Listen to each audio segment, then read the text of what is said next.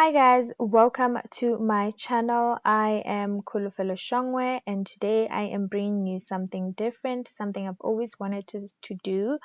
I will be basically doing a read with me and I'll be reading a book called The 7 Habits of Highly Effective People by Stephan R. Covey, I think it's an interesting book. I hope you will enjoy it. Please don't forget to like, comment, and subscribe if you want me to continue reading the book and finish the book with you guys. Make sure that you comment down below and give me a big thumbs up. Thank you. Part 1: Paradigms and Principles. Inside Out. There is no real excellence in all this world which can be separated from right living. David Stir Jordan.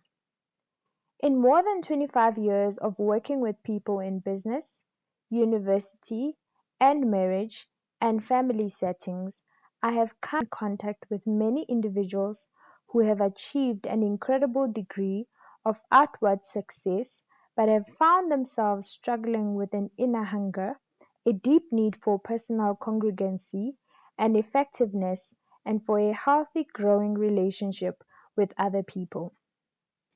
I suspect some of the problems they have shared with me may be familiar to you. I've set and met my career goals and I'm having tremendous professional success, but it's cost me my personal and family life. I don't know my wife and children anymore. I'm not even sure I know myself and what's really important to me. I've had to ask myself, is it worth it? I've started a new diet. For the 5th time this year, I know I'm overweight and I really want to change. I read all the new information, I set goals, I get myself all psyched up with a positive mental attitude and tell myself I can do it. But I don't. After a few weeks, I fizzle. I just can't seem to keep a promise I make to myself. I've taken course after course on effective management training. I expect a lot of my employees and I work hard to be friendly towards them and to treat them right. But I don't feel any loyalty from them. I think if I were homesick for a day, they'd spend most of their time gabbing at the water fountain. Why can't I train them to be independent and responsible or find employees who can be? My teenage son is rebellious and on drugs. No matter what I try, he won't listen to me. What can I do? There's so much to do and there's never enough time. I feel pressured, hustled all day, every day, 7 days a week. I've attended time management seminars and I've tried half a dozen of different planning systems. They've helped some, but I still don't feel I'm living the happy, productive, peaceful life I want to live. I want to teach my children the value of work, but to get them to do anything, I have to supervise every move and put up with complaining every step of the way. It's so much easier to do it myself. Why can't children do their work cheerfully without being reminded?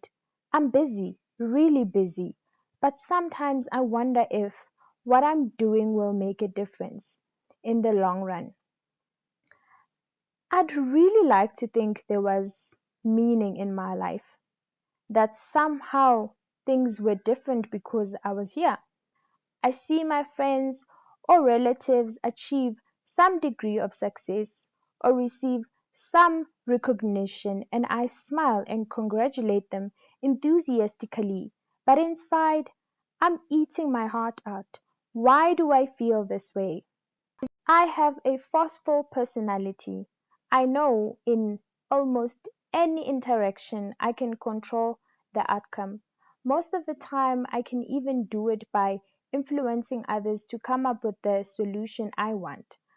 I think through each situation, and I really feel the ideas I come up with are usually the best for everyone. But I feel uneasy. I always wonder what other people really think of me and my ideas. My marriage has gone flat. We don't fight or anything. We just don't love each other anymore. We've gone to counseling, we've tried a number of things, but we just can't seem to rekindle the feeling we used to have. These are deep problems, painful problems, problems that quick fix approaches can't solve. A few years ago, my wife Sandra and I were struggling with this kind of concern. One of our sons was having a very difficult time in school. He was doing poorly academically. He didn't even know how to follow the instructions on the test, let alone do well in them. Socially, he was immature, often embarrassing those close to him. Athletically, he was small, skinny, and uncoordinated, swinging his baseball bat, for example, almost before the ball was even pitched. Others would laugh at him. Sandra and I consumed with a desire to help him. We felt that if success were important in any area of life, it was supremely important in our role as parents. So we worked on our attitudes and behavior towards him, and we tried to work on his.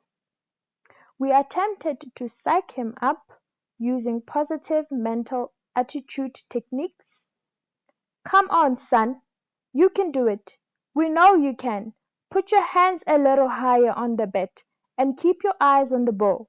Don't swing till it gets close to you.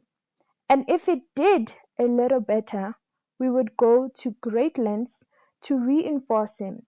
That's good, son. Keep it up. When others laughed, we reprimanded them. Leave him alone. Get off his back. He's just learning.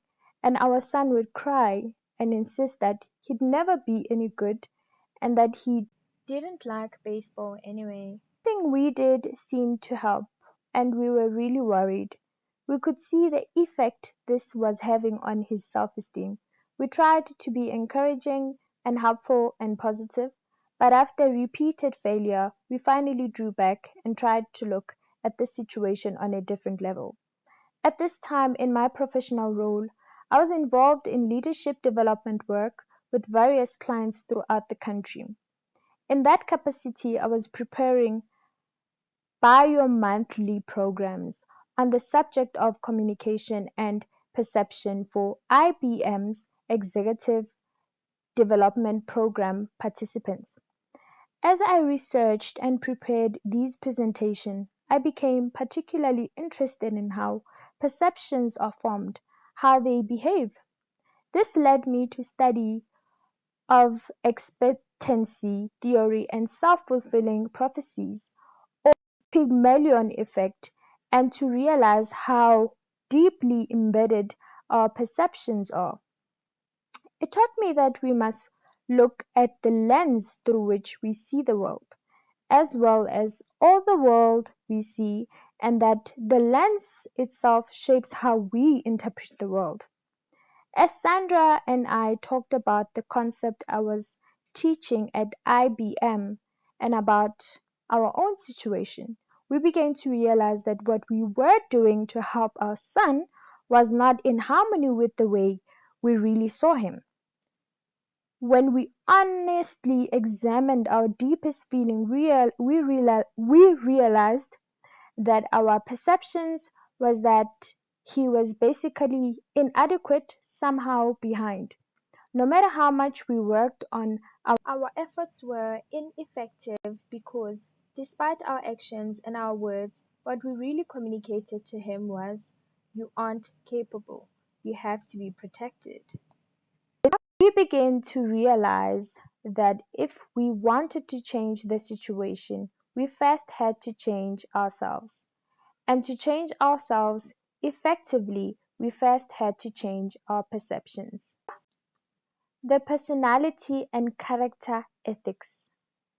At the same time, in addition to my research on perceptions, I was also deeply immersed in an in-depth of the success literature published in the United States since 1776.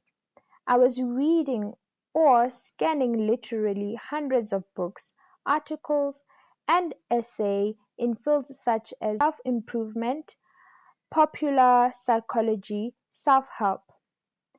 At my fingertips was the sum and substance of what a free and democratic people considered to be the keys to successful living.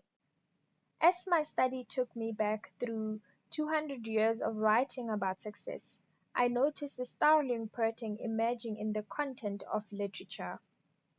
Because of our own pain and because of similar pain I had seen in the lives and relationships of many people I had worked with through the years, I began to feel more and more that much of the success literature of the past 50 years was superficial.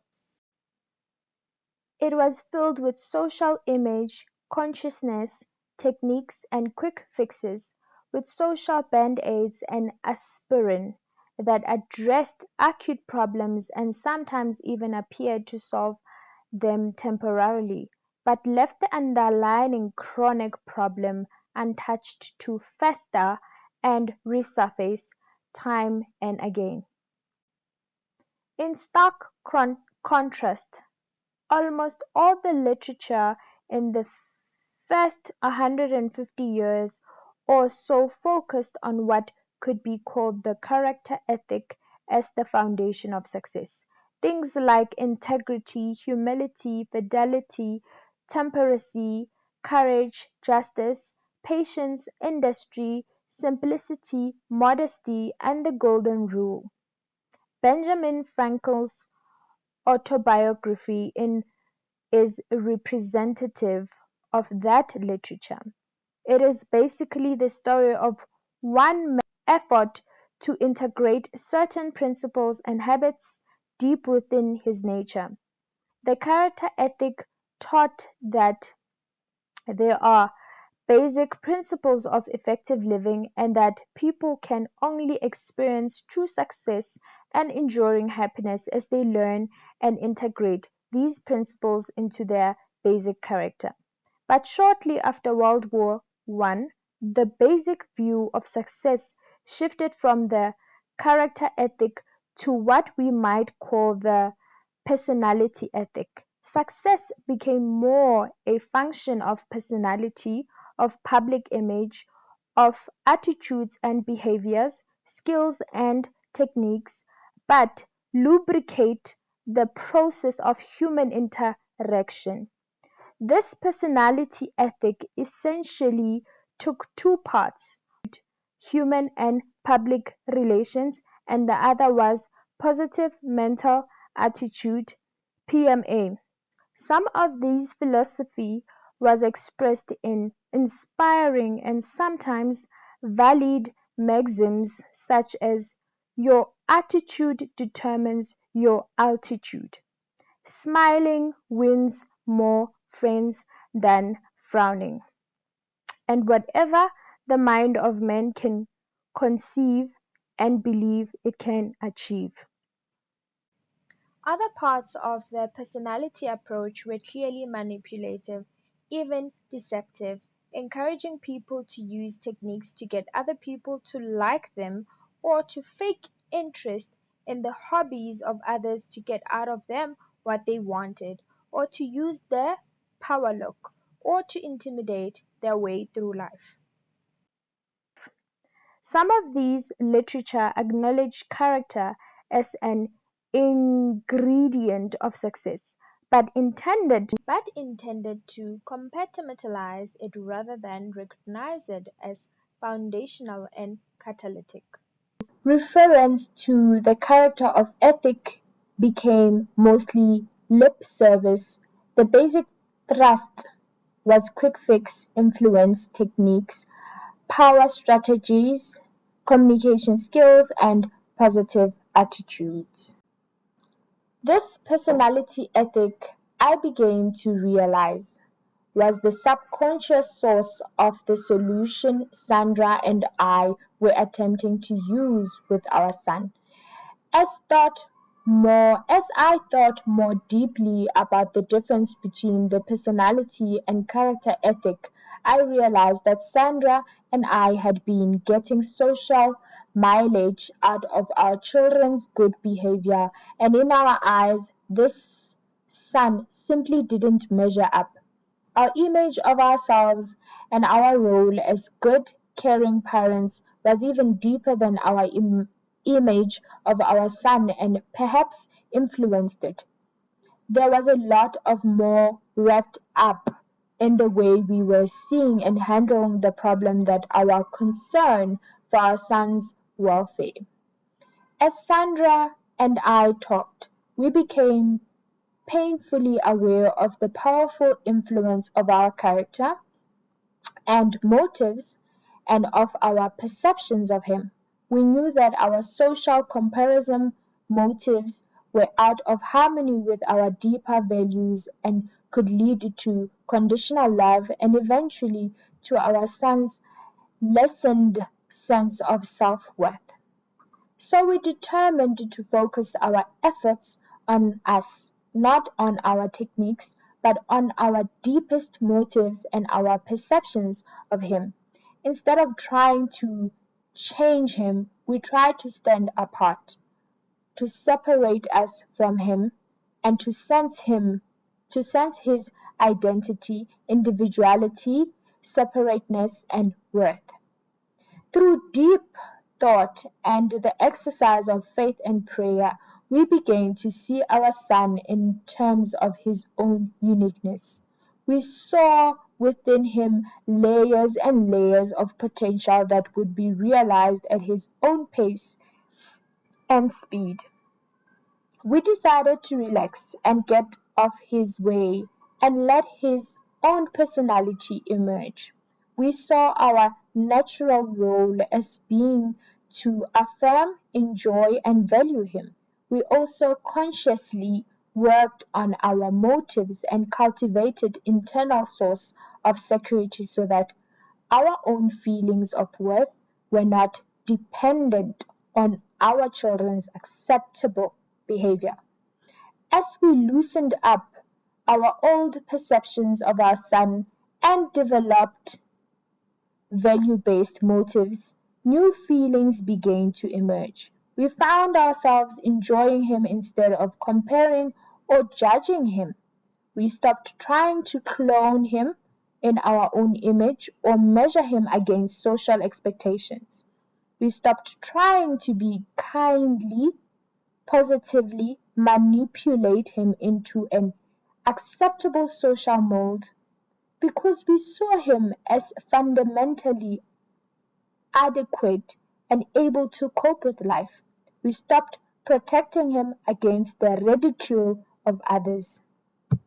He had been nurtured on this protection, so he went through some withdrawal pains which he expressed and which we accepted, but did not necessarily respond to. "We don't need to protect you," was the unspoken message. "You're fundamentally okay." As the weeks and months passed, we began to feel a quiet confidence and affirmed himself. He began to blossom at his own pace and speed.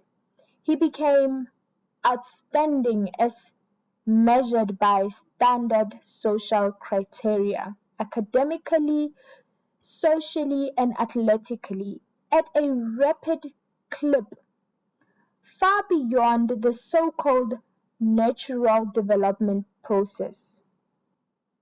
As the years passed, he was elected to several student body leadership positions and developed into an all-state athlete and started bringing home straight A report cards. Developed an engaging and guileless personality that has enabled him to relate in non-threatening ways to all kinds of people. Sandra and I believe that our son's social impressive accomplishments were more a serendipity expression of the feelings he had about himself than merely a response to the social reward. This was an amazing experience for Sandra and me, and a very instructional one in dealing with other children and in other roles as well. It brought to our awareness on a very personal level that vital differences between the personality ethic and the character ethic of success. The sound list expressed our conviction well. Search your own heart with all diligence, for out of it flows the issues of life. So, guys, that's where I'm gonna leave it for today.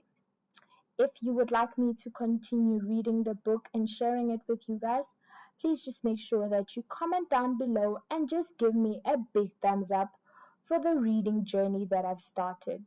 Love you guys. Bye.